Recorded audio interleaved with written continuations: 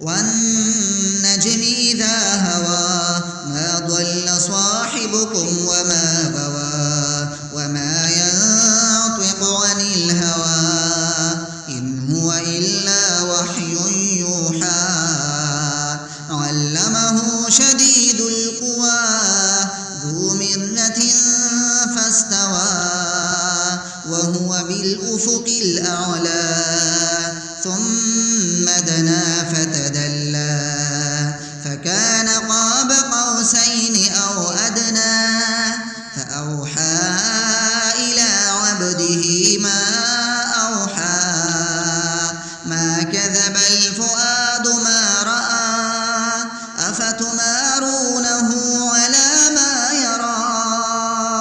ولقد رآه نزلة أخرى عند سدرة المنتهى عندها جنة المأوى إذ يغشى السدرة ما يغشى ما زاغ البصر وما طغى لقد رأى من آيات ربه الكبرى أفرأيتم اللات والعزى ومناة الثالثة الأخرى ألكم الذكر وله الأنثى تلك إذا قسمة ضيزى إن هي إلا أسماء سميتموها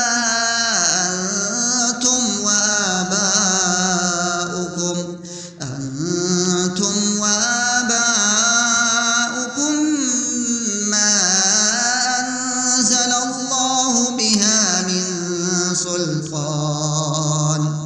إن يتبعون إلا الظن وما تهوى الأنفس ولقد جاءهم من ربهم الهدى أم للإنسان ما تمنى فلله الآخرة والأولى وكم من ملك في السماوات لا تغني شفاعتهم شيئا إلا من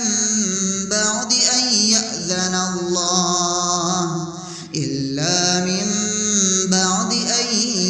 يأذن الله لمن يشاء ويرضى إن الذين لا يؤمنون بالآخرة ليسمون الملائكة تسمية الأنثى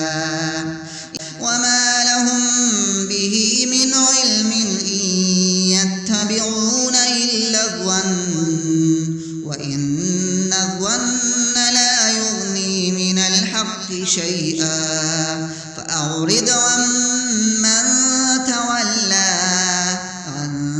ذكرنا ولم يرد إلا الحياة الدنيا ذلك مبلغهم